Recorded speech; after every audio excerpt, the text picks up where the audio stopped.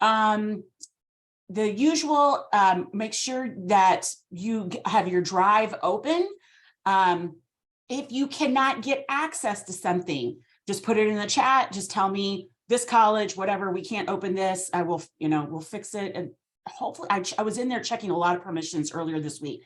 They should be right, but they could be wrong. Because that's the thing with Drive, you literally have like thousands of places that you have permissions. So it's pretty easy to have one that's not where you want it to be. Okay, so as a reminder to everybody, this is our home-based document. So I've shared it with you every single time so far, but I just keep, okay, reload. Why are you not loading up? Thank you. Okay, so this document, just remember, if you have this, you have your one-stop shop for all the places that you need to be. So things it has in it. If you ever want to get updates from MCCA on just general MiMath reform, this link gets you on their list. If you submitted a contact sheet to us, to my team, you should be on an email. We have the reminders set up now. Are people getting, I'm curious, is anybody getting email reminders about today? They should have come through yesterday. Okay. If they're not, that could mean two things. Either it's going to your spam or junk folder, or we don't have your name. So, and people come and go and it's fine. So if there's someone you need to add, like, I can't remember who I was just talking to the other day. We have multiple Nicoles, but I know I was talking to a Nicole and she had a couple different people that we added. It's not a problem. Just go into the Drive. If you ever need to add a name, if you need help, contact info for Almy Education team. You can email me or you can email Leah that's in here, my assistant. We will make sure that you're getting reminders. And so you do not have to worry about that. But anyway, back to this document. Remember, it has the Drive link. It has the Zoom link that we use for all the meetings. And then it has the schedule through end of March. Now, I will be working on the schedule for the, past that in the near future. But for right now, this is what we're doing. Okay. We will have more. Now, the whole point of what we're doing right now with Q1, just remind, we're at Q1, just remind everybody what we're working on is trying to get for everybody, no matter how far you are into this, okay? Because again, the metric of success is not, we have a co-requisite.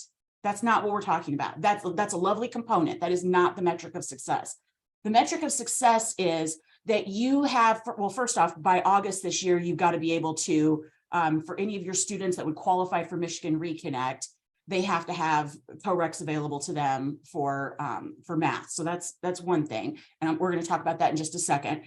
But the other is you're going for an approach at scale that works for all the groups that it impacts, meaning it's not too many credit hours or too many courses for students. It's not too arduous for student services to implement. It's not something crazy that faculty cannot make sense of and can't work with the students they have. It's got to work for several groups. There is almost nobody that has every one of those pieces nailed down. And so that's fine. It just means that there's always things that we can be doing to make this better. So, and I get it. People want I don't need another thing to do, Kathy. I want to be done. I get it. But if you've already created a bunch of stuff, tweaking things is not as arduous. So please be open to that. Figuring out because this is really common. You may create a co-requisite because a lot of you already have co-requisites, and you may find you either have too few or too many hours in the support part. Going to curriculum committee and getting that approved and changed, it's more of just it's kind of a little bit of a pain in terms of some back end things like with the catalog and your student system, but it's not a huge thing. It's not like we got to get a whole bunch of people together and get them on board with it. It's usually a pretty easy approval if you can justify it. Okie dokie. All right, so let me get my list back up here so I can see what we're talking about. All right, I think we've got most people in here. Let's go ahead and do attendance. Putting this in the chat, same form as we always use. Please complete that. Yes, so name, institution, and role. That's it. It's really quick.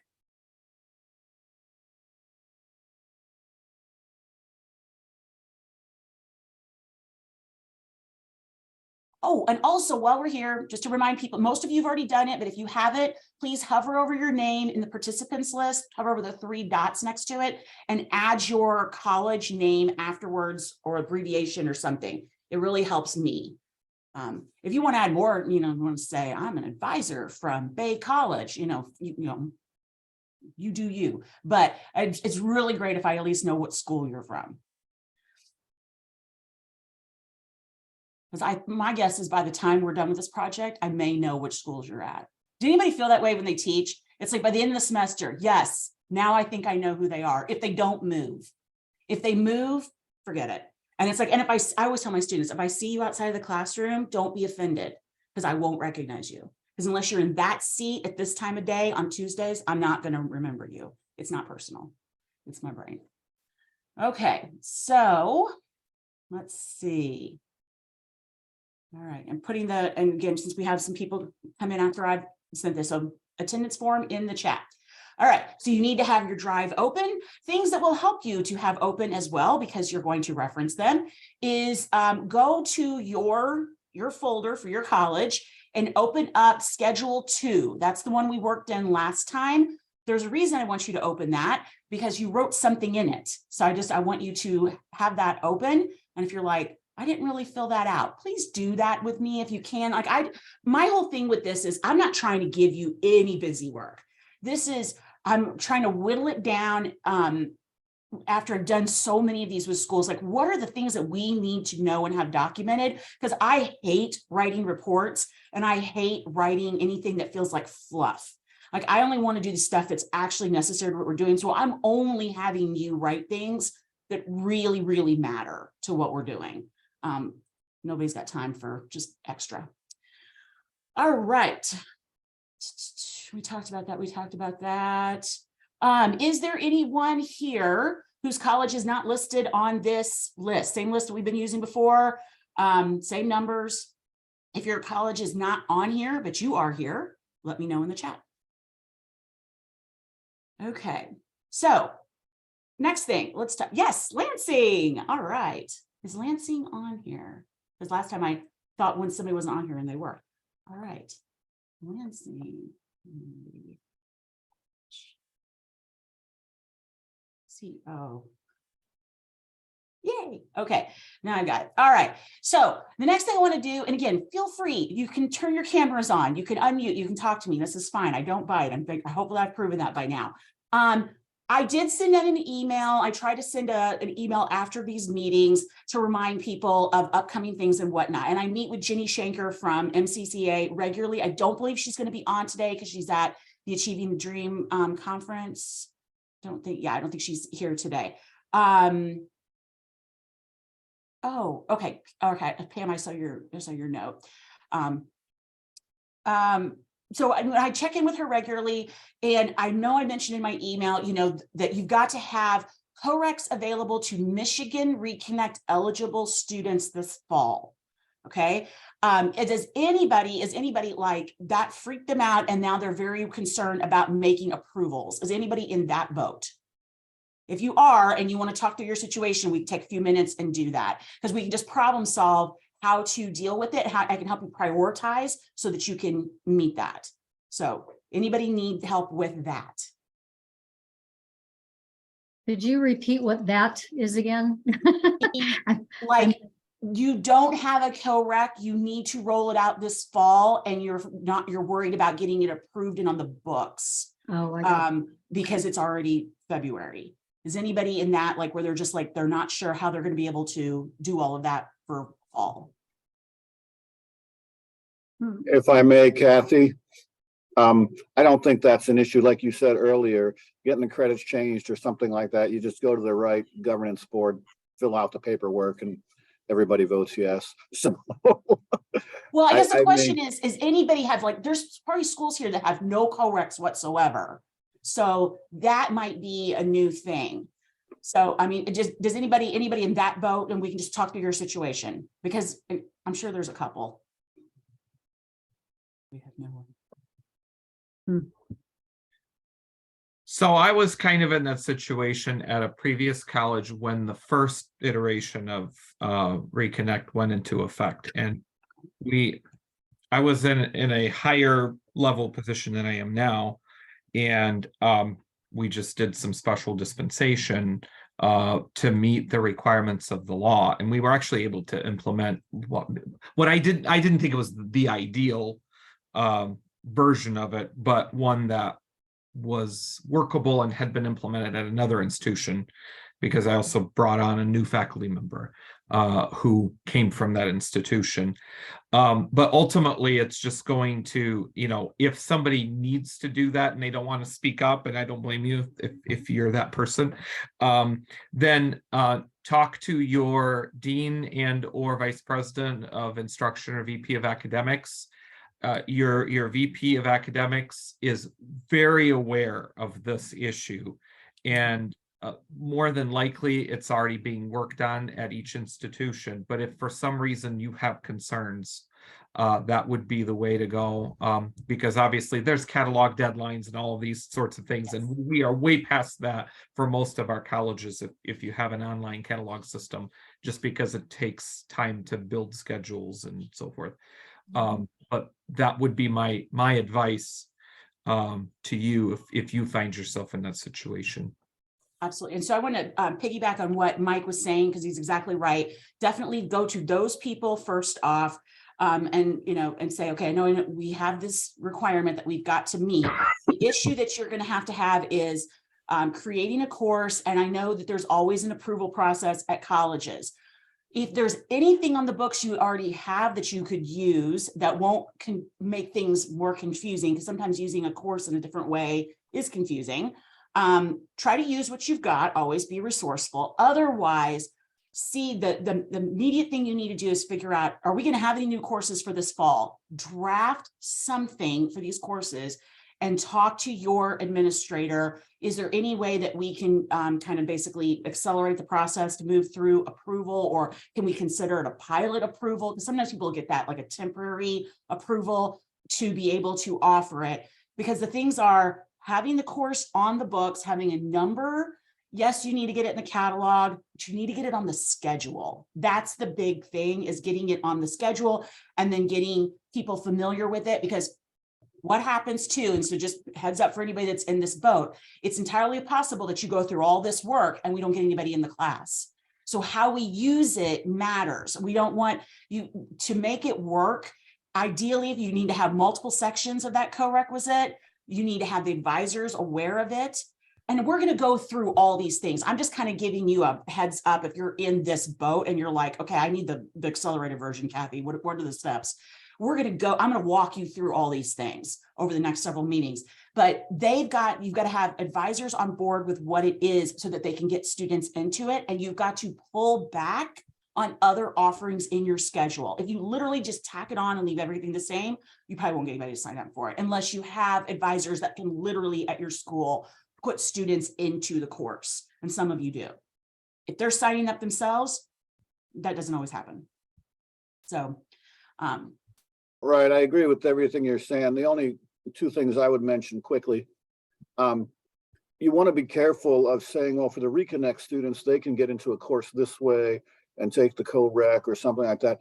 You want to develop a strategy that applies to all students. correct. Because I really don't think it's very long until this is going to be applied to all students. So I might as well just do that up front. And then the other thing is exactly what you said. Once we've deployed these co-recs and things, we're seeing almost everybody in math for liberal arts. I mean, everybody who's not STEM, they're in math for liberal arts or in statistics. And we had to cancel more than half of our college algebra sections this current semester. Yeah. So there might be some eye openers there. Yes. So love it. Gary, totally accurate with all of that. So, and I already forgot what the very first thing you just said was, because that was really important. What was the first thing that you said? Shoot. I'm sorry. You want to treat all students the same way. Thank you. Yes. when I'm saying you have to have this in place for all Michigan Reconnect eligible students, that's Kathy in CYA mode, that in terms of what does the legislation say, and so that I'm accurate, because someone's going to be asking, well, do we really have to do it? Okay, the legislation currently says for these students. However, please, as Gary said, we need to be planning for all. Like we're trying to serve everybody. That's the black and white print of like what you're required to do. You want to save yourself time, do this for everybody from the get, and then you will not have to do it twice, which is nice. All right, we talked about that. Oh, we're going to do a poll. Okay, so I have an idea. I have used this with other groups that I have done things with, groups like this on different projects, and I've had variable success with it. It being a free discussion board. Now, this is in my mind what I'm always imagined that was going to be. Like, we have a general discussion board where you guys can talk to each other easily. You can talk to other schools, you can share documents, you can do all of that. And then you can have a sub board just for your school so you can talk to each other easily and we can put reminders in it. This is what I always imagine. Okay. And when I have done it in the past, there are a lot of times, just think about your online classes where it just sits and is dead. Because people were like, I am not logging into another system. Okay. The system does not cost you any money, and you can even have notifications on your phone. That's not a selling feature, actually, though, to everybody. All right. So is the poll showing? Okay. Please tell me the truth, yes or no, because basically, if you say yes, I will create it. If you say no, I will stay in email. That's what we come down to. And I just want you to be realistic about what you will actually check. If you do not think you're ever going to check it, I don't want to spend the time and hopefulness that you will. Okay, we'll just stay in email. And I'm curious, can you guys see results as this is up? Because this is fascinating watching this come in. You haven't closed it yet, though, right? I did say so. I've never done. I think usually I've never. Yeah, I think usually we see them once you close it. Yeah, that's what I was wondering. I didn't think you could see it until I posted it. Okay, I believe we are done. All right, so in poll, share results. Oh, wow. Yeah, so it's a no, and that's why I asked. It's so funny because trying to change human behavior really hard. But I'm sure y'all knew that. Okay, so interesting. Just wanted to try that out. Okay. So that saves me a little bit. All right, now we need an update. We need a status update on where people are at. And I was going to do a poll for this, and then I realized I'm like, oh God, you can have 3 people from the same school saying yes, and then the results aren't going to be helpful. So we're just going to use the chat on this. Your homework was to draft a flow chart based on one of the models, or however you want, or adjust and everybody has a flow chart, either for real or you're using one, you just may not have it drawn out, but everybody has their flow charts exist at every school in terms of the flow of your courses, whether you have it drawn or not. So you were supposed to draw a new one based on meeting these new requirements and trying to get to scale with this and have co-requisites. You were also supposed to, so you're supposed to draft it, and then you go through and you analyze, is this actually going to work? And thank you for all that came to office hours last week. We had a ton of people come. That is awesome. I've had other people just email me and say, can we just do me meeting with their team and answer some questions? Yes. So if you need more specialized help than even the office hours can give, just email me. We can absolutely do that. But this process, it's painful and necessary, where you really go through and you think about every single type of student. Are we going to be serving them with this flow chart? And you'll find all kinds of problems with it, which is fine, because then you can fix them. That's the idea. But it will present you with a lot of different scenarios. So you're supposed to complete this, and then you were supposed to choose your co-requisite specifics. Okay. And I know, I was gonna say in your new schedule for this week, I added where I actually defined plus courses underneath them. So let's start with this. Please put in the chat, which school has edited in a flow chart in any way, shape, or form since the last time we talked? Be honest. If you've actually done this. Bay College. All right. Is SMC Southwest Michigan? Or is that, yes, that would be. Yeah, Southwestern Michigan. Okay. All right. Schoolcraft. Okay, some haven't yet. Okay, so where's Erin? I was gonna say I'm gonna, because I saw her shaking her head. All right, so the next question is, did you have a chance to actually go through this? Now I sent you a new, I sent you a improved version of the document because I realized it just would be helpful for you to have some things to go off of. So where did I put the link to that? Okay, all flowchart strategies. Here we go. So one of the things that I did was I went ahead and tried to answer these different issues with how do each of these flowchart options address them. Okay, this is a generic version. Once you get your specific version, you should still go back through this because that's where the problems are going to lie, and you can find them now and start to think about how you want to address them.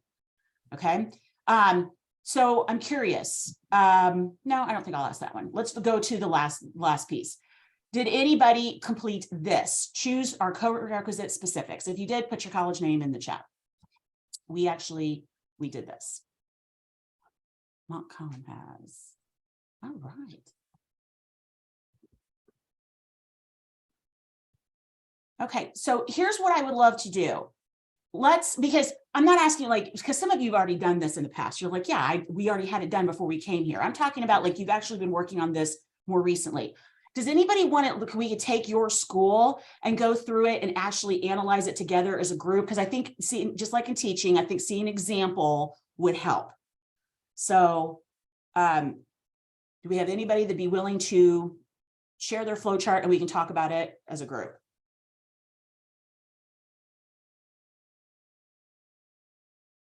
I promise we're not going to pick it apart. We're just going to help you look at it. That's it. You can do KCC if you want. That's fine. All right. Where would I find it? Is it in your drive? Is it on your website? I think it's the meeting schedule #2 document. All right. So let's do Kellogg. Schedule 2. Page 3 of that. Okay. All right. So this is what you guys picked out. So well, and we modified your basic one to actually match what we have currently. Okay, so I see what you did. You made okay. So let's talk through this. This is perfect. All right. I'm so glad. Oh, you guys already have this done. You guys are so good. Are you good? Are you the teacher's pet of this group? I'm just curious. Are you guys, because you are no, we went through several iterations of Corex before the GSP, and then we went through a very in-depth, intensive process of designing our guided self-placement this past fall, awesome. Which resulted in the elimination of our pre-algebra. Okay. Why the flow chart looks, it's not the flow chart for 22-23, but it is the flow chart going forward. Okay. There's one little piece missing that I can speak to, but that's okay. This is great. Okay, so basically let's look at this. a good reflection of what we have. So, okay, so looking through this, if someone is non-STEM, basically you're either in the course or the co-rec. Okay, that's going to make it a lot easier in terms of your guided self-placement. Where the issue is obviously this place where, if students need college algebra. Okay, so it looks like you're distributing the intermediate algebra content. Now, do you have it on the books that beginning algebra is numbered above 100? Yes. Okay, so the college, technically it is college credit. Yes. Okay, so you're meeting the requirements. That's what we're claiming. Yeah. So yeah, checked with and there's no issue with that. I will say this. Okay, so is that really what we're intending? Yes and no. I mean, I don't think there's anything wrong with necessarily having a course before college algebra. It's hard to accomplish everything in college algebra. However, okay, so this is the thing, and I'm not just saying this to Mike, I'm saying this to everybody, especially if you're considering this approach. This part of your flow chart should only be for certain majors. And the beginning algebra co-rec should only be for a small population of students. It should not be the default. So you shouldn't have like gobs of students sitting in beginning algebra, because if you start separating off who actually needs college algebra, that's already going to reduce who the students you're talking about. And then typically your students with the highest needs are not headed towards areas that require lots of math. Not saying they don't exist, but usually there's not gobs of them. Your students that don't love math but need it to graduate are often in non-STEM areas. And Hey, Kathy, can I Yes. ask a question in regards to that? All right, do it. Because I was literally walking out of my building the other day, talking to my department assistant, and then an academic advisor happened to be walking behind me. And so I kind of rehashed the conversation and was thankful that I didn't say anything that I wouldn't have repeated to his face. But what do you do with the risk averseness of academic advisors who want everybody to take college algebra, because if they happen to change their mind about their major later on, that they will be all set? And that's been a very persistent issue. I know for KCC, I think if we poll folks on this call, probably for everybody, and though we've made tracks and we've really increased our proportion of students taking statistics and students taking, we call it math for liberal arts, but QR, we still, college algebra is still our largest enrollment course at the college, and our second largest, you can guess it, is beginning algebra. All right, I love this. Okay, so yes, right, Ken. I mean, like if you change your, like if I changed my major and like I said, yes, I'm now going to be an engineer and I was going to be a psychologist, I would expect you'd have to take another math class.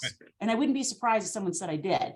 But that philosophy is pervasive. It's not just amongst advisors, it's pervasive amongst everybody, high school, college faculty, students. It is all over the place. We have a lot of assumptions about how math actually works and what you need to be successful.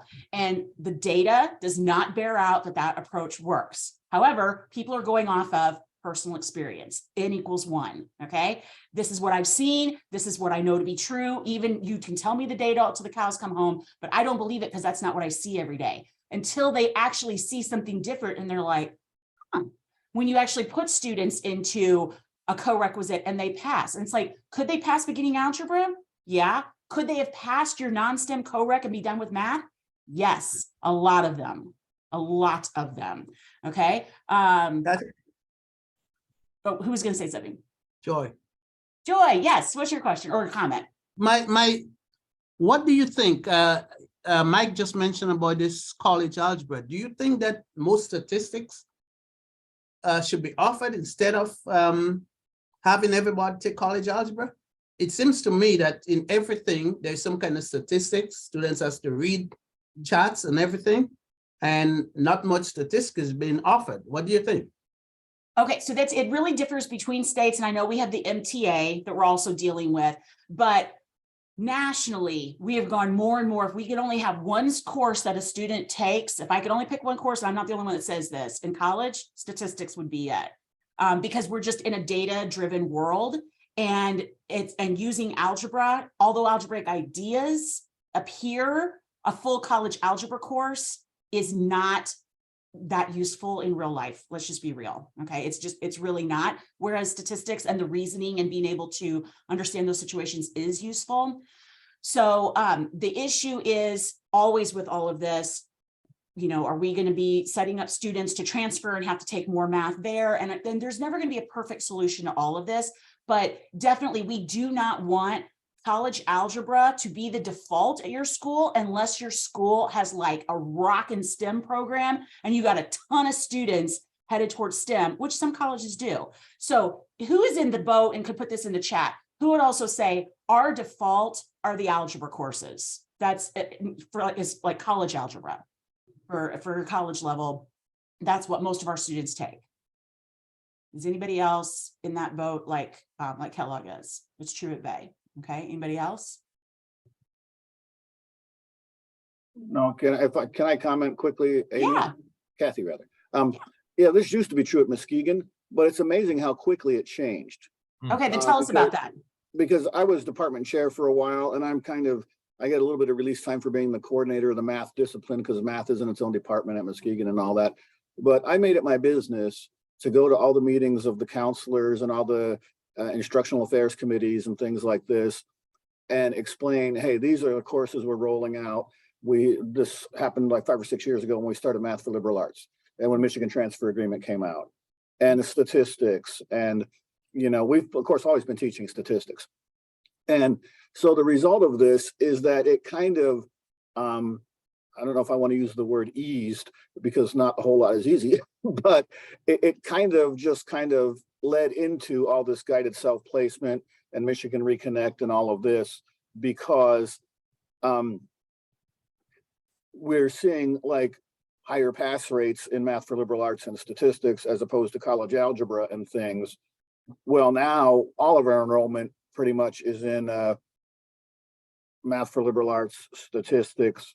Right, this semester we're running 6 sections of statistics, 5 of Math for Liberal Arts, and 2 of college algebra. Interesting. And we had a lot of enrollment in those 0 level classes, and we do still have our fundamentals of algebra called 098. I'm not sure we're going to get to the point that we call that a 100, so that's another issue. But that used to be a whole string of courses. It got accelerated and compressed over time. We have a math for health science now. And the reason we had a lot of enrollment in those algebra classes was because people had to meet a certain algebra prereq to take chemistry to be part of the nursing program. So it was kind of a domino effect. Right. So we've put into place this math for health science course. And so that has totally dried up our algebra enrollment. Anybody who was doing that to get to chemistry is now doing math for health science. And then that also serves as a prereq to statistics, because if they want to transfer and do a 4-year BSN in nursing, they're going to need statistics. Yep. So they take math for health science, they're ready for the chemistry classes, they're ready for the statistics, they're ready for the nursing classes. It's a 1 semester prereq that covers all those bases. So that all took a lot of meetings, a lot of talking to people. But then when Michigan Reconnect kind of comes around, we weren't totally taken by surprise by all of this. And I mean, I'm of course coming through COVID and everything. We've taught all these classes and all these different formats and everything. And I am just sold, and I will try to sell anybody I meet. I'm just sold on Math for Liberal Arts in a hybrid format. You meet 2 hours per week in person, you do the rest online. I've got 75–80% success rate in that every semester. Okay, so And if you're off doing email, come back, because Gary just dropped some. I'm there. just sold on that. And yes, I'm teaching differential equations this semester. But as a community college, I think we have to realize, I mean, unless you're in a really weird location, as a community college, that's not your primary audience. Oh my God, Gary. Oh, yes. So we are not going to, we will do breakouts today. Do not worry. We're going to do more whole group, because we need discussion like this, especially for the placement. That is where, I mean, and we'll get to that in just a second. I don't want anybody to think that we're going to forget about it, but I want you to realize a couple of things. Everything Gary said was correct. That the whole idea of like, you're going to have conversations, which is why when I asked you to create your core team, I asked you to include people that are from administration and from student services. It's not, this math redesign, the way we're talking about it, is not a math department issue. It's an institutional issue. And so you got to have people all over the campus, and you're constantly going to have to sell it. And the easiest way to sell it is to do it, be uncomfortable, do it, and get your own data. That's the honest to God truth, which is like what Gary, I'm like, he can sell it because he's seen it.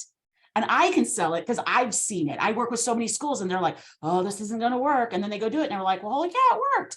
But that's when they believe it. They did not necessarily believe the peer-reviewed study and the randomized control trial and all of that. They believe their own data, which shame on us as math people that we do that, but we all do it, okay? We believe our data, not necessarily, because we think that other data is for other people and it wouldn't be true in our situation. Turns out it is. But in our fairness, I think, and I had a struggle with this kind of, I guess, personally a little bit. I think in terms of like not believing the data, you also have parameters in your mind of what you think these students are going to be doing. Yes. So yeah, it's true that we can't have a student who would start in beginning algebra, put them in a co-rec for Calc 1 or something like that. But that's not what those students, that's not their educational goal. Their educational goal is maybe just to complete the 2-year degree, or maybe to transfer and go into sociology or history or something like this. So, I mean, we have to understand that not everybody's going to do what we did. Absolutely. And I was listening, by the way. I don't Yeah, respect. that's right. Not everybody's going to do what we Absolutely listen did. to that. And that kind of, you know, and even you look back when I was in college 40 years ago, I mean, there were a lot of people who weren't math majors. You were in college 40 years ago? I would not. 40 believe years that. ago, that's when I started college. Okay, so you were 2. Okay, awesome. Yeah, I was 2 when I started. Yeah. Yes. Thanks. Actually, okay, so Nicole, I have data for you. I have research. I will show you where that is. We've got plenty of it. And we're going to talk about placement. We're also going to talk about research with that. So no worries. I'm going to have tons of stuff for you if anybody wants to read that, which I think is a valid concern. I did. I read a lot of research and I was surprised by a lot of research, to be honest. Okay, so let's try to get back to it because I know we need to get into the guided self-placement. The thing that I want to emphasize that what we're hearing all with this is, so we should not have college algebra unless you have this enormous population of students that are getting AS degrees, or tons of them, which depending on where you're at are let's say you're a school that has lots of 4-year transfers to a particular university, like maybe you have a bunch of schools that go to Michigan State, or students that go to Michigan State, and maybe their degrees all require college algebra. There are cases where some of you may be in that boat. Most community colleges are not. And here's the easiest way to tell. Think about when you go to graduation. This was always interesting to me when anytime I would go through commencement, they would have all of our degrees stand up. So they would have all of the AAs, then all the AS, then all the AAS, and then the other degrees. 70% of the room was AA. Our college is not atypical, okay? So a lot of colleges have that, meaning a lot of college students only need statistics or liberal arts math or quantitative reasoning, okay? So if you wanna serve your students for this fall and get something going quickly, make a co-rec for one of those and get it on the books, because then you are going to be able to be in compliance and you're going to be serving students, which is the bigger goal, not just compliance. Okay, so with this, you are going to have to sell. And you're going to have to be willing to have the conversations. There are going to be people that are not going to be content with it. And the main thing is to ask, you know, I need you to suspend disbelief for a little bit. Trust me, there's so many other schools, including our state, that are doing this successfully. We will have our own data soon. And this crazy woman from Illinois says that we should see the same thing. And probably you will, okay? Because that's what we see over and over and over again. And if we don't, we're going to tweak it until we get it to work, because the model works. It's just sometimes the execution of it doesn't work. And so we have to adjust it. So selling, lots of selling. Students, faculty, advisors, everybody, not just faculty. Okay, so I was going to have you go and do a whole breakout room. Yes. Oh, okay. The main thing is, if you need to make any adjustments to your flow chart and your placement go hand in hand, and that's why I have you do your flow chart first. But you need to be using this. You need to come back if you haven't filled this table out. This is basically your evaluation tool. I'm, going through every single situation. The biggest issues that come up when you start making changes like this are going to be other disciplines. Okay, that's usually the issue. So things that we've talked about already here with other disciplines, you can do things like, and I've got them here. You can have a boot camp. You can have they can add their own math course, like we have this Math for Health Sciences. Lots of schools have something like that. Or you can add a math co-requisite to any course you want that has a math requirement. It doesn't even have to be a math course. It could be a chemistry course. It could be in fact, that's really common, more than that chemistry needs the math like right away. And so adding an hour lab that's for math, you could totally do that. Same way for technical areas and things like that. So but we've got to be aware of these other disciplines, how they're going to be impacted. And also, if you have any agreements with your high schools, and especially if they're using any of your developmental courses, you need to have conversations with your dual credit people, dual enrollment, whatever, your high school connections. because it will impact them as well. And so the more that you can loop people in and communicate, that's why I tell you each time your homework is to communicate, because it's, you know, these changes are going to impact a lot of people. And I assure you, once they figure that out, they will have thoughts and they will share them, because that's typically how it works. All right. So we talked about that. All right. So the thing that you also need to do is think about, so I do want to mention something with this table. Okay. So this is the co-requisite specifics. The plus courses are like, if you had, I mentioned this briefly last week, but I just want to reiterate it. If you had, say, Math 120 is college algebra and it's 3 credits, Math 120P or 121 or whatever you want to call it, could be college algebra that's 4 credits or 5 credits, and only certain students take it. That is a nice solution for schools that are having issues with paired course registration. However, you will get pushback depending on the courses you're doing that with, because it may impact degree requirement totals, that's 60 credit hours. So the thing to keep in mind is co-requisite is a concept. It does not have to be a standalone course. Co-requisite means additional support while students are taking the class. So one of the things I want you to be thinking about is there's two decisions that, like when we're working with a school, that I have to think about. How much time do I need to support these students? How much extra time a week? For non-STEM, your QRs and your liberal arts, you need at least 1 extra hour a week. And a lot of schools only have 1 extra hour. 2 is nice, but 1 will work. For stats, you probably need 2. Stats is usually harder than our liberal arts math is. So 1 to 2 hours for that. Now I'm saying hours, I mean physical, like clock hours. Okay. I'm not saying credit hours. I'm saying I need that many additional hours. For college algebra, depending on what you have before it, you're going to need 2 to 3 additional clock hours a week to be able to work with students. Okay. The next piece of that is, how are we going to actually record those hours? Is it through additional contact or contact time? Is it going to be a lab? Which, if you're struggling with, your college is struggling with getting linked registration to work, try labs. They're easier to get approved, and you've been using them for 40 years in the sciences. So people already know how to schedule them and get students into them, and advisors are more comfortable with them. So a lab option is a really nice option. But the idea is, how much time do you need? How do you want to record it on paper? There's lots of different ways to do that. So while we're talking about that, so if you haven't completed that and you're still working on your flow chart, you've got to go through and make those decisions. But does anybody have any questions or comments as you were working through this of something you realized? Or does anybody just have any questions related to this for their school?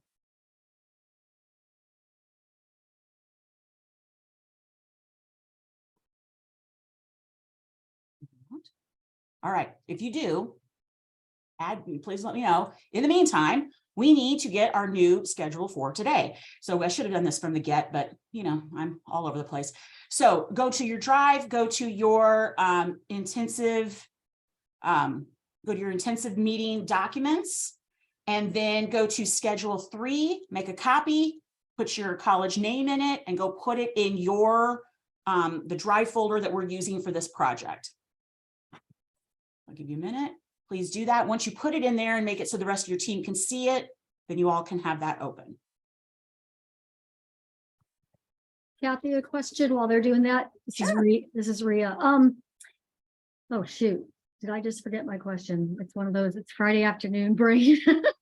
Oh, you had mentioned like the college algebra course and whether you students who needed the co-rec, would they be in their own separate classes, or would they be with other students? Is there data out there that would indicate that they'd be better off in their own cohort class? Or, I mean, we were thinking of having them commingled with anybody registering would register for the college algebra course, and those that had the need would then be matched with a co-requisite 2 hours extra a week. So I don't know if you've heard or seen data where one is better than the other. There's pros and cons on either side. Also, one thing that just made me realize something, that I did remember reading a piece of research in the fall that said if we had to pick when to offer the support, the most ideal time would be directly after the class. There are definitely, I mean, so just keep that in mind. Doesn't mean you can do it though because of scheduling. So it comes down to like what works logistically and what works educationally. There's benefits to both approaches. Sometimes if you don't have them commingled, so you just have students that are in a co-rec in one class, then you can be doing co-rec work throughout the week and addressing needs as they come up. Okay, so that's one nice thing. However, if you have them commingled, then there is research that says, that students, they rise to the level of their peers. It's helpful to be with students that are already at college level, and that helps them. Yes, Michelle.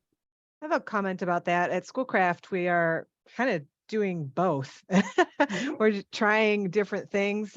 We've agreed that the best time to have the co-rec is directly after the class.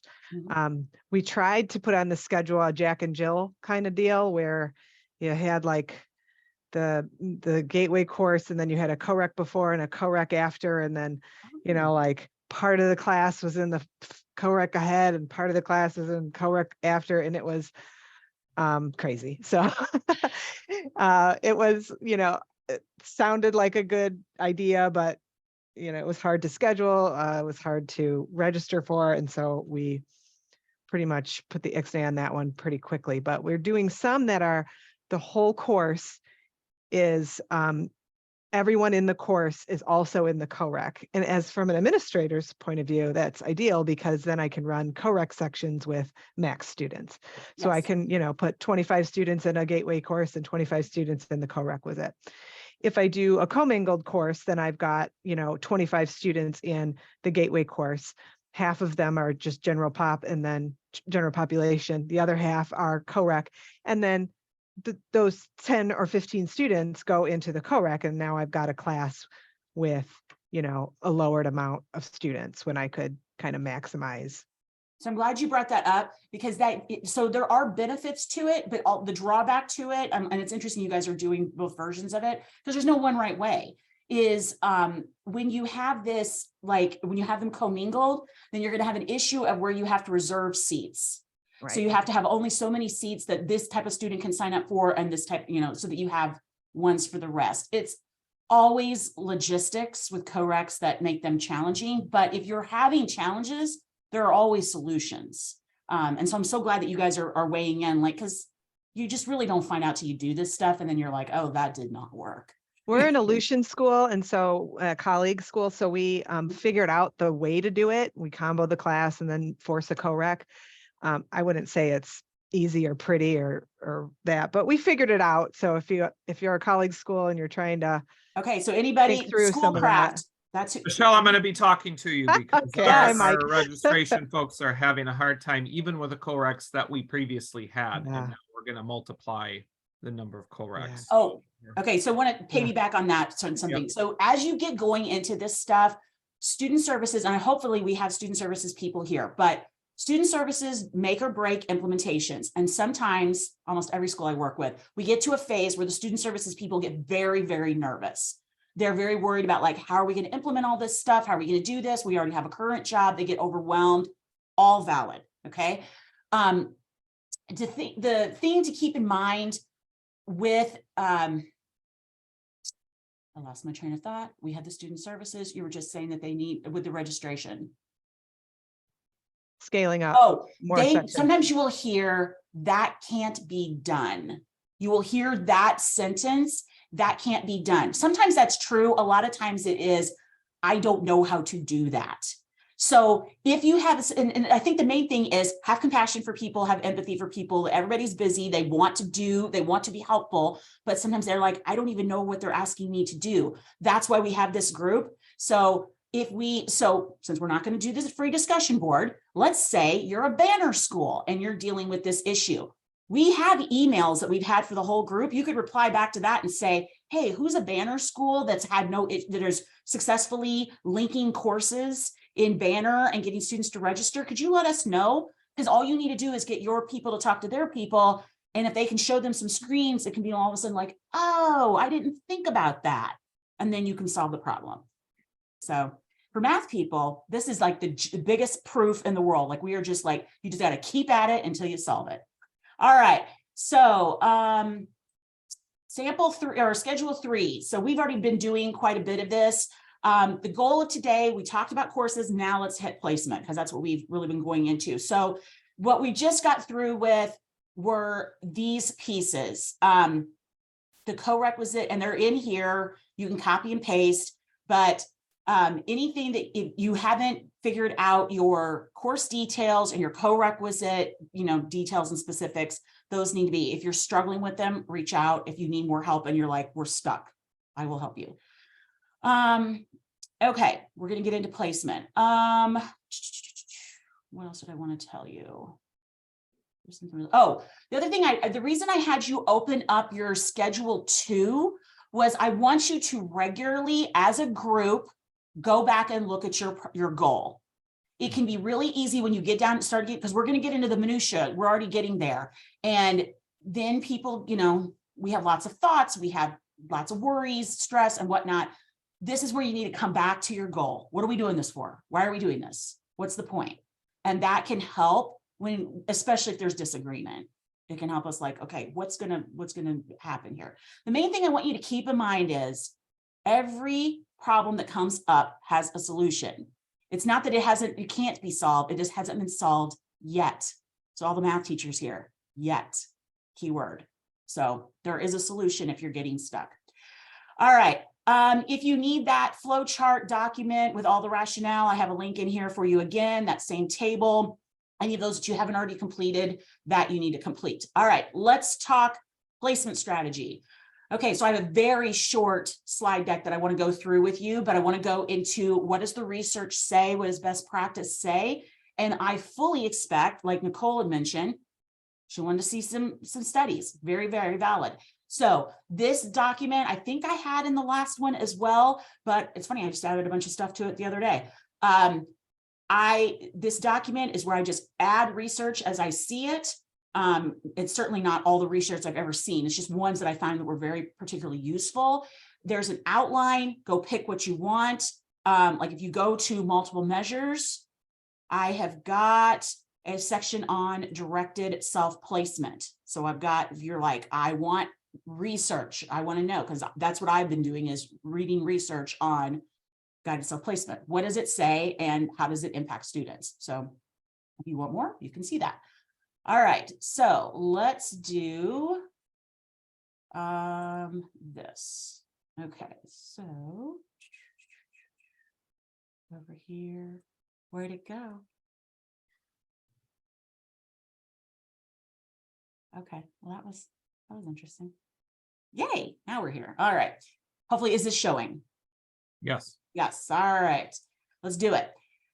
Okay, so we're going through our process. We've been figuring out courses. The next thing you have to do is figure out how are we going to determine who starts where. That's the whole point. Okay, so that's where we're at in the big picture of what we're doing. So these are the assumptions that are no longer true. And definitely I believed all of these. So if you believe them, and again, it's because this is what you saw. This is what you saw, and it makes sense why we believe them. We used to believe that placement tests are highly accurate. They are not totally inaccurate. They're just not as reliable as we sometimes think they are. Also, the thing to remember is there are students. So let's say this. If a student does well on a placement test, does that tell you something? Yes, it does. But there's all kinds of students who can do poorly on a placement test, but pass your class. So that's why we can't only use them, because yeah, they tell you things about certain students, but they don't tell you everything. So that's the issue with them. Okay. Also, they're just super convenient. That's why we use them. It's not because they're the most accurate. It's because they're fast. They're really quick to use.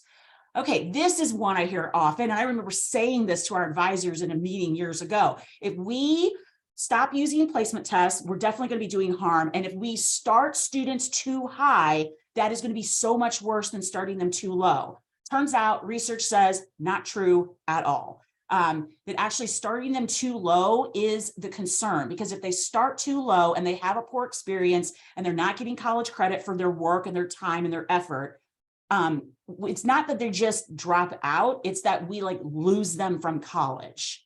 For some reason, they don't do this with their science as much as their English, but with their math, they tie a lot of their self-worth to their math. And if they don't think they can get through it, they're like, well, if I can't do this, I can't do the rest of my degree. So what am I doing here? And they just leave. Okay.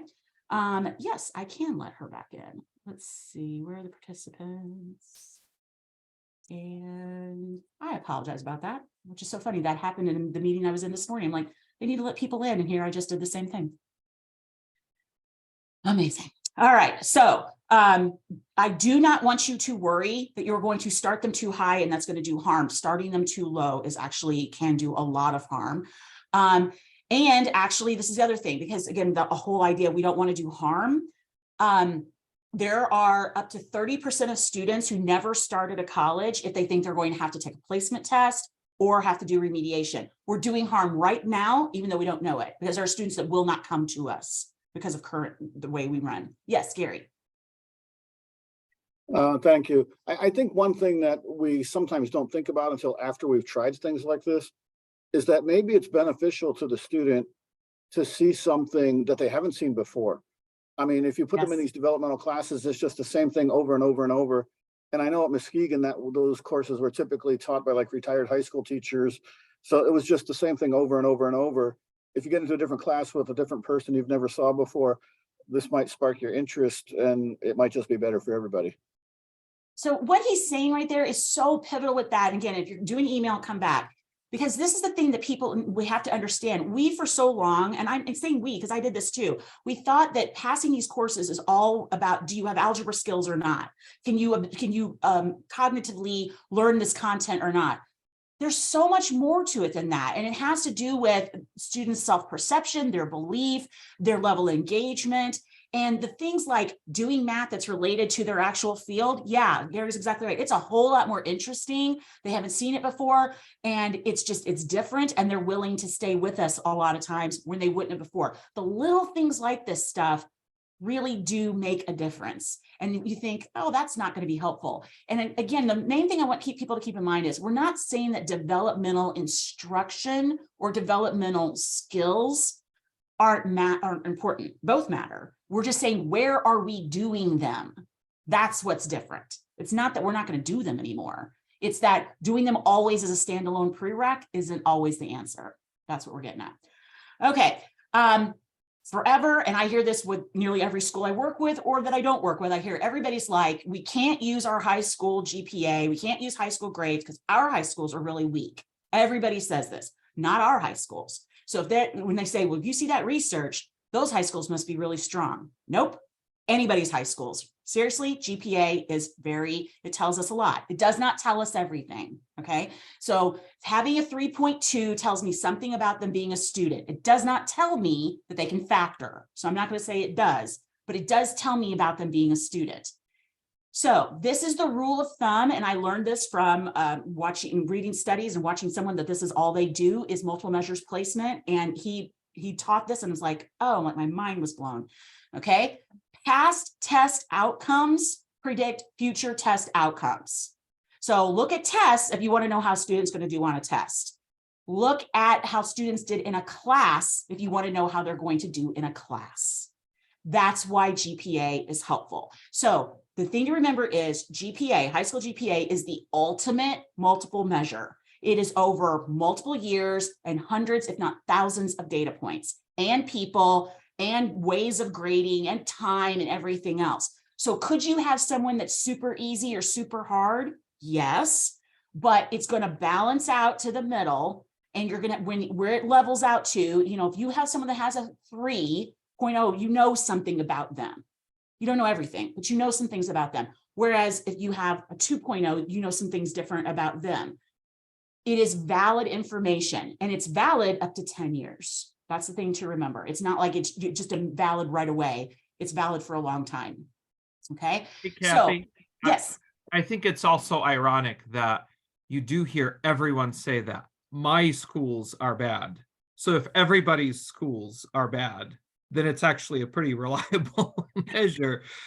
You never hear people say, well, our school system is so robust in our service area that we'd be placing them too high.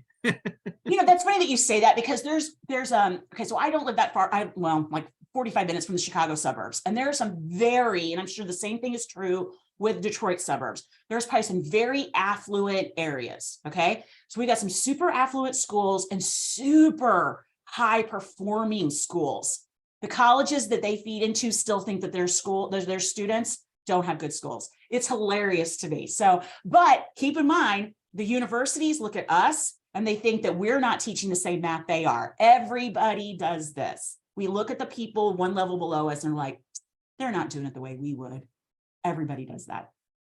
Okay, so multiple measures placement is the idea of looking at more than one tool. It does not mean and logic. It can, it doesn't have to.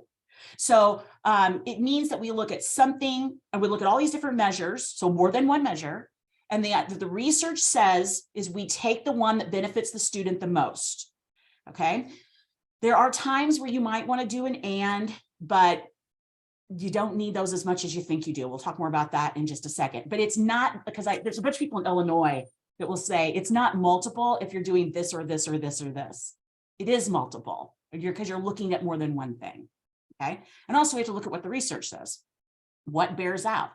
So best practices for placement. Now, keep one thing in mind. I know that there are some of you that are already using guided self-placement and some of you that are only going to use guided self-placement. But from everything that I've heard, it sounds like some of you are still going to use other placement tools as well.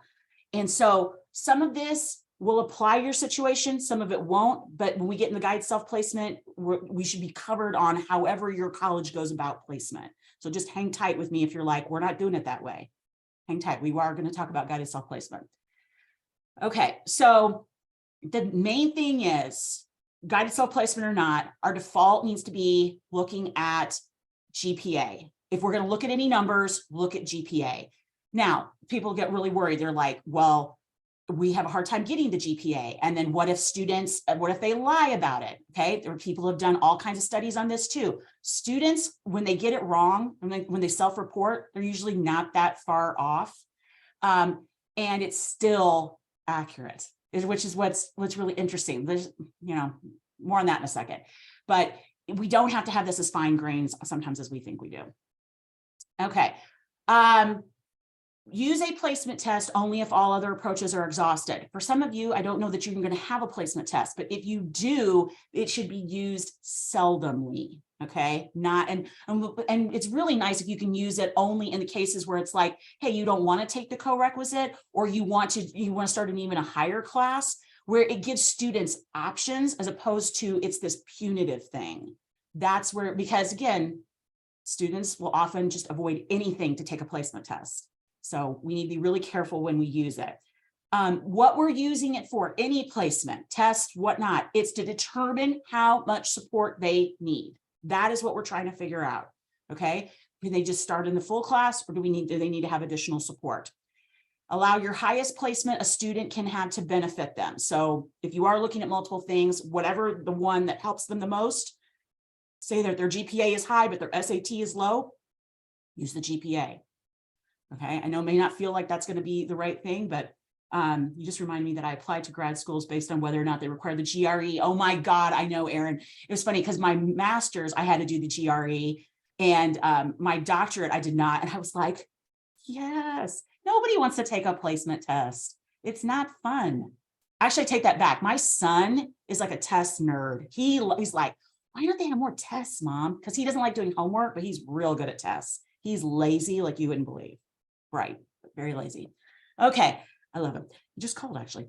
All right, augment GPA with more specific measures for STEM math courses. So here's the thing to keep in mind. If we are talking about non-STEM, you can start non-STEM students exactly like how Kellogg was showing their flow chart. Basically, the only decision needs to be, are you going to have extra support or not? You're going to take the college level course. Are you going to have extra support? That's it. Where decisions have to be made are with students that are in the STEM sequence. And that's where we need to know a little bit more about their algebra background to know where to put them, okay? However, do not get complex. So this is, again, if you're fading out, tired on a Friday afternoon, come back to me. Simplicity is so key. I fight this all the time. Make this as simple as possible because, and again, studies have been done on this, where people have had these very complex systems and metrics for multiple measures placement. There was no statistically significant difference in the outcomes, but the amount of investment of time and resources was immense for nothing. So there wasn't a return on investment. So we really, if you're going to add things, be judicious. Yes, Gary.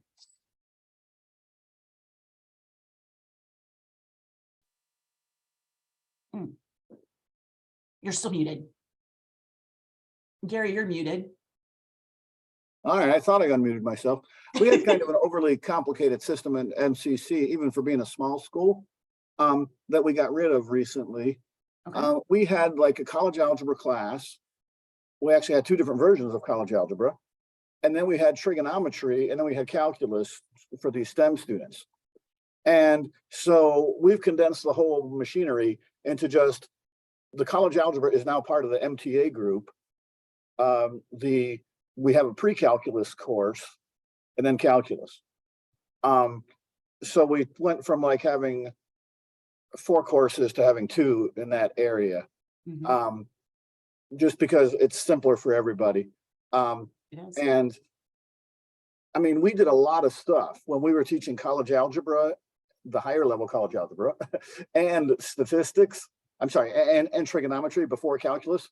We were actually doing a lot of stuff in those courses that you would never needed for calculus.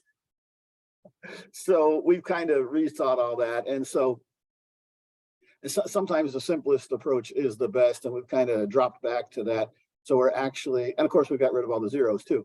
So we're offering significantly fewer different courses than what we did before. And, you know, and I think that's the thing with this whole topic of placement, is you just have to approach the whole thing as it's an approximation. Yes. And I think we don't emphasize that enough in our processes on campus. We don't emphasize that enough when we teach our classes about how important approximation really is. You know, because you're never knowing exactly what a student knows and what they don't know. And you can't know all these things exactly. Also, we give too much credit, like if they pass a class, that they know all that material. And that isn't even true. There's all kinds of people that pass classes and they only knew it for a day.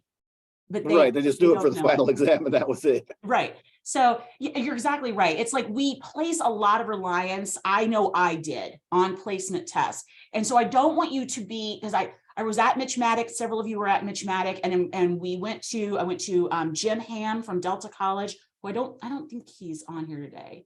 But he did a fantastic presentation. I have pictures of it. I put it in and I will show you in a second the key slides that he showed. They did a fantastic presentation on it, and we had a lot of math faculty in the room and very valid concerns. People are like, I'm super worried about this. I think we're going to do harm. They're not confident with doing guided self-placement. And with all of these things that we're doing about, I don't want you to be fearful of doing harm. Right now, we're doing harm. I just need you to remember that. And for those of you that teach statistics, it's the type 1 versus the type 2 error. There will always be mistakes. It doesn't matter how you do this. We're making mistakes right now. We want to minimize the mistake and we want to minimize the negative fallout from it. But there is never going to be a perfectly accurate placement test or placement approach. It just doesn't exist. Okay, so that's why the simpler the structure, we get them in. We don't have to have all these 14 different classes, and we make it much easier. And so if they're not in the right thing, it's not going to be as big of a deal because it's not so fine grain in terms of like how many choices there were. Okay, this is a big one. You need to start with whatever cutoffs you use. In terms of GPA, whatever, you have to start lower than you're comfortable with. And this has to do with error, okay? So we have to open the door wide and we have to let more people into a course or whatever than we are comfortable with, because until you do, you will never know where to close the door to, okay? If you close it up too much, there's all kinds of students that could have been successful that you're not even ever gonna find out about. So just know this as you're working with placement. This is probably the hardest part of what we do in this whole redesign process. It's the most It's a lot of places where people will have arguments. It's definitely, it can get a heated area and people get very, very, very worried. Some discomfort is normal and that it should be expected. I don't want you to think there's anything wrong with it because number 8, our last point of this, you're going to refine it. That's going to be part, you're not going to refine your flow chart over and over and over again, maybe a little bit, but once you get your general flow chart, you're not going to be making huge tweaks to it. You will probably be making adjustments to placement. And if the simpler it is, the fewer adjustments you have to make. But that's the place where you're going to be making adjustments. So one thing I know from schools is they don't always put their placement policies in their catalog because they're more likely to change than other things. Okay, so that's one thing to remember. Okay, so let's talk guided self-placement. Well, no, one last thing. So the idea is with placement, this is what your mindset should be. Instead of, so let's just go look at the picture. Instead of thinking the old way of placement is, could they start in beginning algebra? Or maybe they could start in intermediate. Maybe they could start in college. We worked left to right. What they had to prove to us how high they could start. It's a different mindset of how we're trying to think about it. It's a different paradigm. The idea is we think right to left on this. The idea is the default. Could the student start in college level math? If they couldn't, so that means they're good to go. If they couldn't, could they do the co-rec? Would that be enough? If that's still too much, then we need to give them something more. And what does more look like? So in some of you in your situations, like what Mike showed us, it could be beginning algebra. It could be that course. It could be a bridge. It could be embedded tutoring. It could be additional required outside of class tutoring. But the idea is we start with the default, could they be in college level? And we work our way from there instead of the other way around where you have to prove your worth to get up to college level. Okay, so guided self-placement. I've been reading research. It was really informative, and I included the articles that I've read. There's more, but these are the ones I read. And the cool thing was, it was not harmful to students, which made me very, very happy because I don't think anybody of us want to do that. But here's the thing. You need to keep the choices as simple as possible and as objective as possible, because just like we do not pick the right thing for students, they don't either. Okay, so that's one thing they talked about in all the research, that a student's self-concept has a huge impact on what they pick, and often they're wrong. Okay, so and actually there's not in the articles that I placed here, but there's other ones that I read last year. I remember learning that like sometimes men will overplace themselves, women will underplace themselves, minorities will underplace.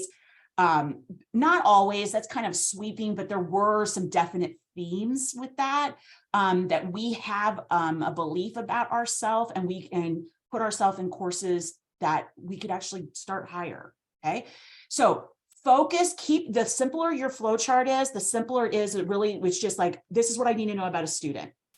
What's your end goal? Like, do you think you're going towards something that requires a lot of math? Do you think you're going towards health? Do you think you're going towards psychology? Just like, where do you think you're going? Okay. If they don't know, so again, you're doing something else, come back to me. If they are undeclared, they go to non-STEM. They do not go to STEM. That idea that we're going to open up all the doors of possible doesn't happen. Their chances of passing are worse with college algebra, and then they leave us. They will stay with us if they have success that's legitimate. If they are undeclared, put them in the non-STEM pathway. Okay. I need to know what's your general meta major, your general pathway. And then I need to know, do you want to have more help or not? Keep it as simple as possible. That's all we need with it. So like I said, if they're undecided with their major, point them to the non-STEM path. Do not point them to college algebra thinking we're helping them. Stay away from, oh, I think I misspelled judgment, although I've seen it both ways.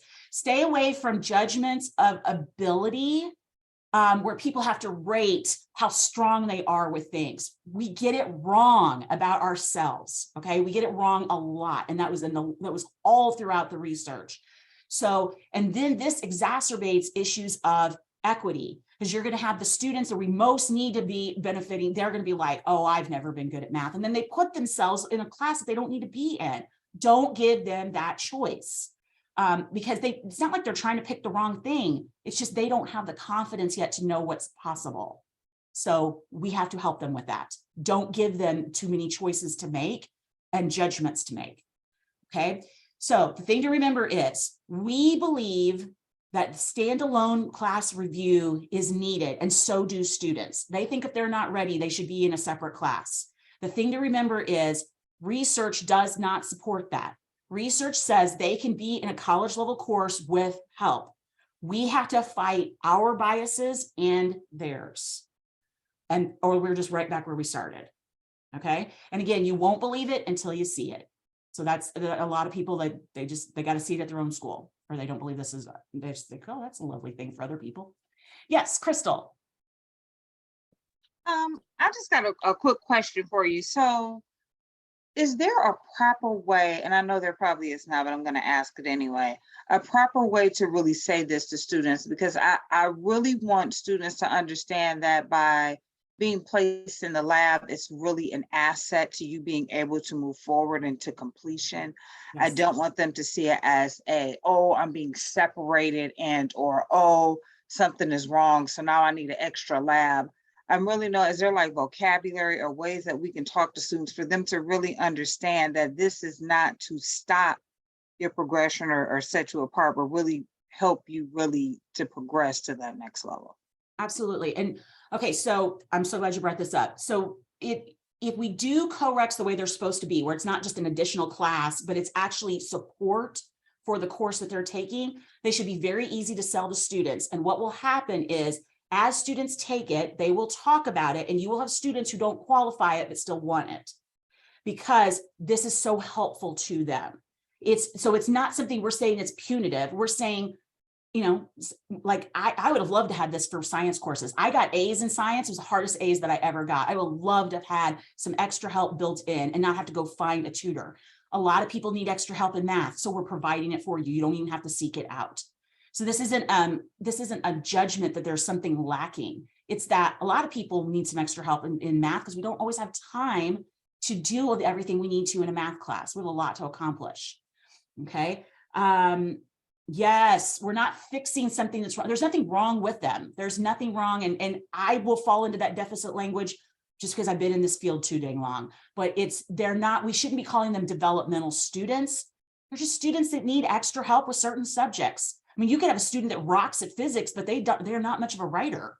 So they need more help with that. There's nothing about judgment about their worth or their ability to be successful in college. It's just, where do they might need some more support? That's all we're looking at. All right. Okay, so now what I need, okay, so if you can unmute, if you have done guided self-placement, if you figured a bunch of stuff out, if you've done this, I would love if you would just, thank you, go away, thank you.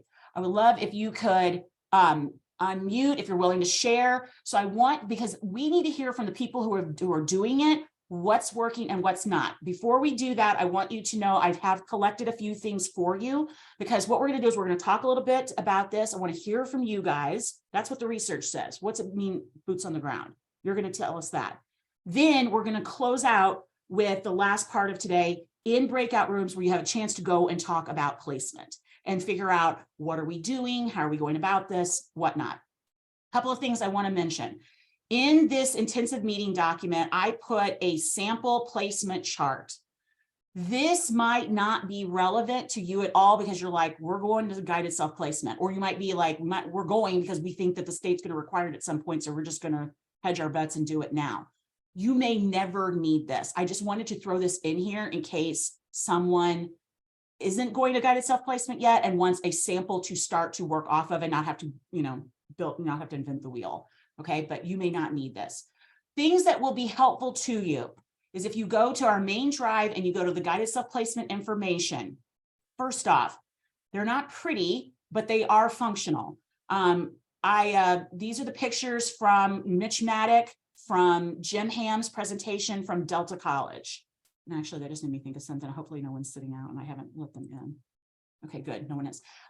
So if you want to see what they talked about, how they are doing this, I've got pictures up here, because here's the thing, it's really hard to get anybody's actual survey because most schools have it where you have to sign in as a student, and it's part of like your registration process. So it's really hard to see anybody's survey. So I'm hoping some of you will share your surveys with us. How are you actually asking the student? What questions are you asking? It's very hard to see. Most people don't have it visible. But anyway, this is what Delta, they're describing the things that they're asking for. You can, and they have a math confidence survey. I would say you can do that. I don't think you have to do one as detailed as that. So I want to give you one more. I'm going to give you another example in just a second.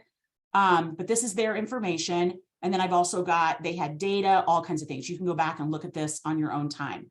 One that I wanted you to see, and I will add the link if I haven't already, I will add it to the drive. This school, Three Rivers College, you can actually see their survey. And I think it's a good example because it's not too much. Okay, so if I will put this in the chat, if you want to see what a survey could look like, they get their information. For English, they have the questions. They've got questions for reading. If you get to their math, it's really just like, it's just a few things like, did you normally get A's or B's and C's? You know, do you think you could do this question? I don't even know if you need this many questions, to be honest, but if you have multiple levels of algebra, this might be useful. But that's it, you know, you don't have to have anything elaborate. You could even do it shorter than this. Okay, let's see. I've got from MCCA, the document here with their guidelines of all, like if you're wondering, what does the state say about guided self-placement? There was a presentation that someone did, Dawn Coleman, actually I was at this presentation. She did this for Michigan. Really good information on background, suggestions, recommendations, data, all of it on how guided self-placement works. If you want to see specifics, here's what California did in 2018. They probably are doing a little bit different now, but you can see their exact, like what their cutoffs and metrics are. So this is where you plagiarize and it's okay. Okay, this isn't plagiarizing, this is growth. This is learning, right? Hey, So Kathy, can if you could give me access to yes, and that's what I want to do. So I want you guys to share. upload a document to that GSP folder. I'd like to share KCC's principles document that we developed over the summer, and we actually worked with several oh my like God, maybe that's why no one put anything in it. Oh. I'm such an idiot. I apologize, because I was like, oh, no one added to it. You couldn't add to it if you even wanted to. Okay, so the guided self-placement folder access is open. So anybody has stuff that they want to add, please do. All right, so let's hear from you. Who's doing it? Who's done it? The good, the bad, the ugly. We want to hear it all. Who wants to start? Oh, well, since I on. just uploaded my document, why don't I just give you guys like the elevator version of what we've done? And we have not yet started to use it. We are gearing towards implementation for fall placement. But this is Mike's document that he uploaded. I'm just pulling it up so you guys can see it. And this document is approved now by our academic cabinet. So this went through like the placement committee. We had a group of us that part of the placement committee worked over the summer to kind of get thoughts together. And some of the main concerns about guided self-placement at KCC have been, well, this is just right to fail all over again, right? And we've put in some item number 8 here says safety nets, and this document is purposefully generic because we wanted this to be kind of blessed at the highest level of the college, but yet to retain some ability to make adjustments as we learn more about what works for our students and, you know, what's most beneficial and so forth. But there are some specific examples listed there. But the two things kind of that I want to highlight is, one is when we had this discussion back and forth, you know, is this anytime a student comes in, they can just decide what they're going to take. So in other words, removing the requisites from those courses. And as a college, we weren't comfortable with that approach. But what we were comfortable with is providing them an opportunity to select initially what they believe they should take after giving them some guidance based on some data that they supply, like high school GPA or other metrics, any metrics that we have in the system. So basically, if I could characterize it from a big picture view, this is more about not changing what sorts of data we look at with placement, though we are developing and refining a self-placement instrument or self-assessment instrument along with these other pieces of information, so to guide students. But it's more about how students go about this. This is not us telling from our high hill, this is where you should go, but it's more like an informed consent kind of an approach, where we provide students with information and then students have the opportunity to select. And one of the safety nets that we placed in there is if students then are not successful at completing a standalone course. And this is, by the way, both for English and for math. Then we have a mandatory placement, which I know flies a little bit in the face of what folks say, but the mandatory placement really consists of having to take the course with the co-requisite. So that's a big picture kind of overview of this. If you guys look at it, you have any questions, I'd be happy to answer them.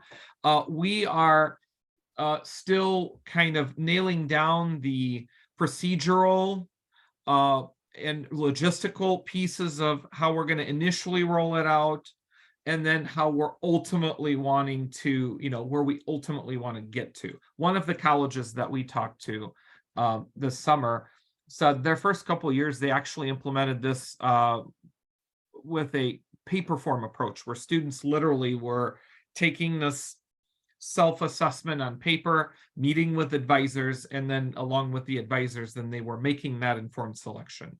So we're not doing it that way, but we are still doing like a phase in from our existing systems. And we're also not forcing anybody. If students have existing placement data from their previous placements and so forth, they can still use, for as long as those would have been valid, they can still use all of their former opportunities to place. So we're not taking anything away or putting any additional burden on existing students, but our new incoming students will have the opportunity to opt out of what their recommendations are and place themselves into something different. I would love to hear from someone who's already like implemented it in terms of logistics, Right. Because I can see that the logistics can be a bear. So I'm curious that who's in that boat that could speak to it. Well, we're having some issues at MCC. We haven't had like formal placement ever since our placement testing was suspended for the COVID shutdown. Okay. And we've gone through various phases of this and that and the other. And since that whole time, so we kind of developed guided self-placement with the assumption that we're never going to like go back to strict placement testing. Our only issue with this as math faculty, and there's a real easy solution to it, but we haven't actually proposed it yet. The issue is, what do we do with students who choose particular, not so much courses, but like modalities where they're not successful? I mean, because we made some recommendations in our guided self-placement document, if you've had trouble with math before, you should pick a hybrid or a face-to-face version of the class. But all these people want online classes anyway, and things like this, And so, I mean, I guess I was listening to Mike there from Kellogg. How are the teeth in that, so that if this doesn't work out for you, then kind of we get to tell you what to do the next time. I mean, there's a real easy way to do that. And that's just to say you're not allowed to retake any course without permission. And then, so I don't know if we want to pull that trigger though. And if you guys want to hear that answer, is basically at the logistical level, what we're looking at doing is not removing placement methods, right? We're changing how we are conversing about it on campus. We're saying recommendation instead of placement. We're doing a lot of that sort of, the semantical shift, as well as actually giving students agency. So I'm not sitting here telling you we're just pretending to do guided self-placement. Really, we're just still placing students.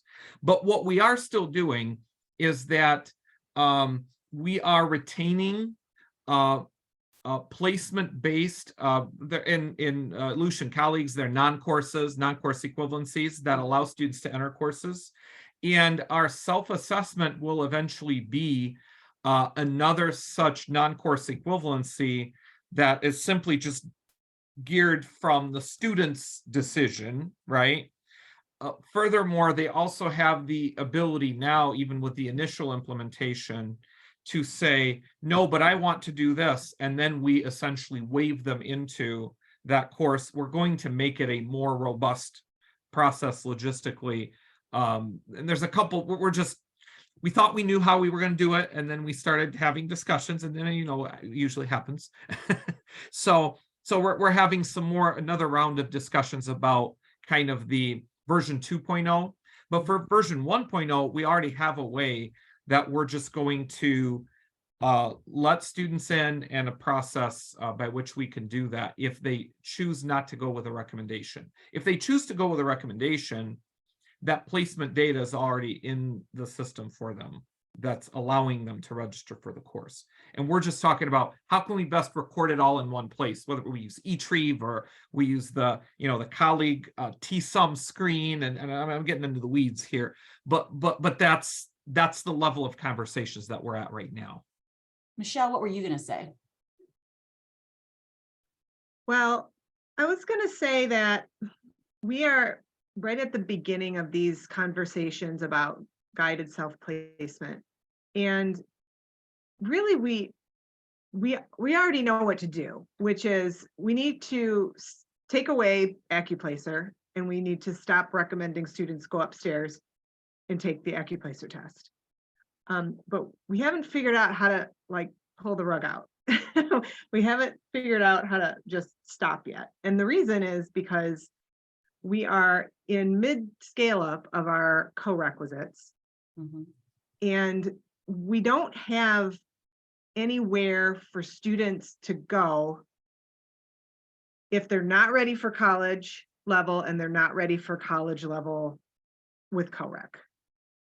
We don't have self-remediation yet, and we don't have a self-placement yet. So the thing we're falling back on is AccuPlacer, which is placing them into classes that we don't even have anymore, in sequences that we don't have anymore. So that's like a whole different way of doing harm, where you send a student upstairs, say, take this placement test. Oh, you placed into Math 47. Well, we don't have that class anymore. And so now they're in their head about being in a low level developmental class, and we're trying to put them into statistics. So I want to just stop with AccuPlacer, but I just don't think we're there yet. Emotionally, psychologically, the advisors aren't there yet, our faculty aren't quite there yet. And I'm wondering if anybody else has some advice on how to just stop what you're doing, pause, and do something else. All right, I want to go to Scott, and then we'll go to Gary. Scott, what did you want to say? I guess this may partially address Michelle's concern. I don't know. We have sort of a hybrid system at Henry Ford right now. We have developed our guided self-placement questionnaire. We're in the process of getting it implemented. I think Mike mentioned, you know, essentially the results will flow into a non-course and a Lucian colleague, and that'll be accepted as meeting the prereq for whatever class. And so we're working on that. But in the meantime, what we have, we do accept high school GPA, and the cutoff is, or the border is 2.5. Below 2.5, you go into a co-rec by default in one of the three main paths, and above 2.5, you can take the gateway course. But just the gateway course. We still have AccuPlacer, and if a student wants to place above the three gateway courses, so like specifically in the STEM path, they want to place above intermediate algebra, they do need to actually still take AccuPlacer. So if you think you're ready for Calc 1, well, you're going to need to take that test. That So it's used to place up. Right. If they want to place up, they take AccuPlacer. So what happened there, we were not all of us faculty were on board with the GPA use at first. And so we got our feet wet a little bit with this, and we actually have the data that shows that the 2.5 cutoff, students placed based on GPA are actually doing better than students who came through our developmental sequence for one thing, which we didn't think was going to happen, but that is what is happening for us. So I don't know. I mean, there's a way, you know, you kind of implement it at one level. I realize it doesn't just, AccuPlacer doesn't go away immediately that way, but it's a step there. What we also have, and this was because of a need during the pandemic, but we're keeping it because it's working. We allow high school teachers to, and so we have a lot of Dearborn Public Schools students where we are. And so we allow the high school instructors or counselors to place students into the college, up through the college algebra level by recommendation. So that's an additional step beyond the GPA that does still avoid AccuPlacer for those students. The high school instructors, we thought this was going to be a major problem. They were going to say, oh yeah, my students are ready for, you know, they're all ready for college algebra. The high school teachers have been very conservative in their recommendations. And if in fact they were a little uncomfortable with giving recommendations at first, they if anything might have underplaced some students. So there are ways to bring in things other than the placement test that might go down better than just, you know, just yanking out the placement test. So anyway. There's things that you brought up, like there's some specific things I want to say, but I want to get Gary's and then I'll share. Yes, as far as, you know, what happens when these lower level classes and placement tests go away and things like that.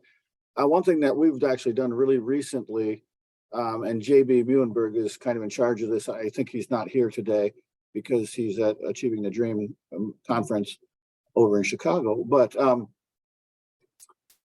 we are using Alex PPL for remediation, and our college administration has agreed to make that available at any point during the semester to any student free of charge. Oh, wow. So, I mean, and if you get a site license for this, it's like $20 for a student for a semester. It's not a lot of money. But so that was part of the decision that, you know, to try to get people out of all these zero level classes and things. And so, and JB is working, and we're just kind of in the rollout phase like everybody else, but JB is working on some emails and that will like automatically go to any student who drops a math class and stuff, that they would be automatically advised. And we call that our College Success Center. They deal with some English, reading, math, different things. But that's I think that's going to be a really important step and an important piece. And as Scott said, we are treating our STEM students differently. And we look at ACT, SAT. Very rarely would a STEM student actually take AccuPlacer at Muskegon, but we could look at that. And the problem we have with placement tests right now is that before COVID, the college bought like 25,000 licenses for this, and now they don't know what to do with them. Oh my. Okay, so a couple of things I would that should because I know I want to give you guys time to talk to each other as well. This is not something you're going to get all figured out today. I'm sure you know that, but I don't want you to think I think you are. This is a process. Okay, couple of things. One is when we get into planning, we will have that exact conversation, Michelle, that you're talking about, like how do we actually just like rip the Band-Aid off? No matter where you guys are with any of your colleges, all of you probably have things that you could scale up more. Maybe it sounds like Muskegon is at scale with a lot of things, but most colleges will have things that they need to scale up more. Because of that, you will have a transition phase. You have to pick like, when's our drop dead date that we're actually going to put this into place? And then how are we going to deal with it in the meantime? We will talk through all of that and I'll help you guys with that, because transition is the worst part, but we can get it done in a semester max. It doesn't have to go on forever. Secondly, Alex, I have found, and I do not work for them, I do not get any commission, okay? Alex PPL is the tool that I see being the most used as almost like a Swiss Army knife in this arena. It is such a powerful tool because it can help any of your students, not just students trying to get into college algebra, but you could have a student who didn't get the 5 on the AP Calc test, and they're like, but I think I could do calculus. Well, have them take ALEKS. They have content all the way up through calculus to get you, in ALEKS PPL. But what it is, for those of you who don't use it, it can be your placement test, but it can also be your software to remediate and do boot camps, bridges, whatever. So there are schools that are using it like during the semester, before the semester, between semesters, all kinds of things. It costs a little bit more than AccuPlacer, but you get so much more for it. You get 5 attempts and a built-in customized, personalized remediation plan. It has, and the data is excellent on it. If a student will spend like 5 to 7 hours in it, they usually can place up a course. So that's something we'll talk about more in the future. You just need to be thinking, do we think we're going to have a boot camp? I will go into it in a future meeting, details to help you pick that. Just right now, just be thinking, do we think we want to have one? But that tool is a particularly strong tool for your STEM-bound students that you may be concerned that you don't have enough layers to help them. That can help them. Okay. Oh, the other thing is, if you have students that are repeating, what we would like to be able to say to them, because this came up, how do we help them? What you want is to be able to say to students, we're not going to say, go take a lower course. It's, if you need to take the course again, we need more support so that you're successful. We need to do something different the second time around. That could mean you're going to take the co-rec now. Maybe you already took a co-rec. You're going to go take the boot camp and before the next semester starts, whatever, like ALEKS PPL or whatever. But the idea is, yes, you can still be in this course, but we need you to have more support so that you are successful the second time. Okay, now Mike, and then we will go to breakouts. Yes. Actually, you made most of my points. Oh, okay. And I also don't get paid by ALEKS PPL, but I'm No, of I the tell same them, I'm like, I should sell for Um, you people, it- but it is a it- good product. In fact, one thing that might happen as a result of this effort is if enough of us buy enough of the ALEKS PPL units, at one point they were talking about bringing it down to a statewide cost of 15. Okay, so I will give you an update on that. Threshold.